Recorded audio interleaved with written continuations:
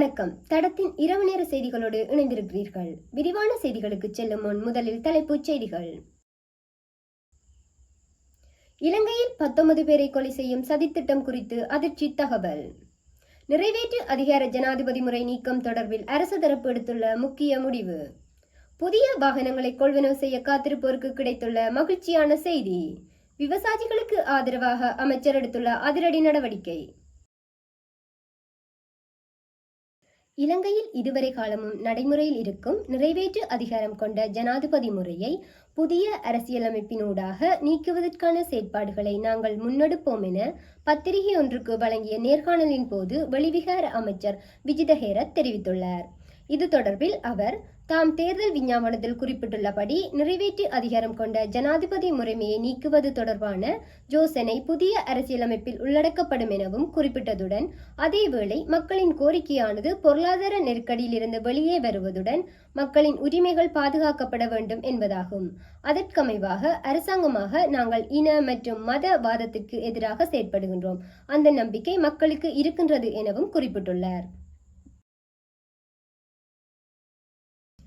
இலங்கையில் அடுத்த வருடம் 3 லட்சம் மெட்ரிக் டன் நெல்லை உத்தரவாத விலையில் கொள்வனவு செய்வதற்கு அரசாங்கம் நடவடிக்கை எடுப்பதாகவும் அவ்விலையானது 1 கிலோகிராம் நெல்லுக்கான உற்பத்தி செலவு விஞ்ஞான ரீதியில் கணக்கிடப்படுவதுடன் விவசாயிகளுக்கு நியாயமான லாபம் கிடைப்பதும் நுகர்வோருக்கு அநீதி இழைக்காத வகையில் அரிசியின் விலையை நிலைநிறுத்துவதற்கும் அரசாங்கம் நடவடிக்கை எடுப்பதாக விவசாய பிரதி அமைச்சர் நாமல் கருணாரத்ன தெரிவித்துள்ளார்.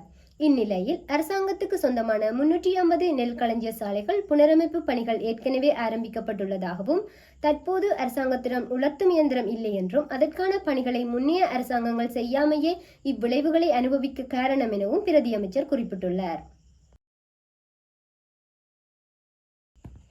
நாட்டில் அடுத்த வருடம் பிப்ரவரி 1 முதல் தனிப்பட்ட பாவனைக்கான வாகனங்கள் இறக்குமதி செய்யப்பட உள்ள நிலையில் தற்சமயம் பயன்பாட்டிலுள்ள வாகனங்களின் விலைகள் வேகமாக குறையும் என ஜப்பான் இலங்கை வர்த்தக சங்கத்தின் தலைவர் ஜகத் ராமநாயக்க தெரிவித்துள்ளார். இது தொடர்பில் மேலும் அவர் கருத்து தெரிவிக்கையில் குறைந்த இயந்திர திறன் கொண்ட வாகனங்களே நாட்டிற்கு மிகவும் பொருத்தமானது.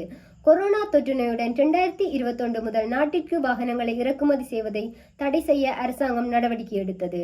பல ஆண்டுகளுக்கு பின்னர் அந்த கட்டுப்பாடுகள் தளர்த்தப்பட உள்ளன.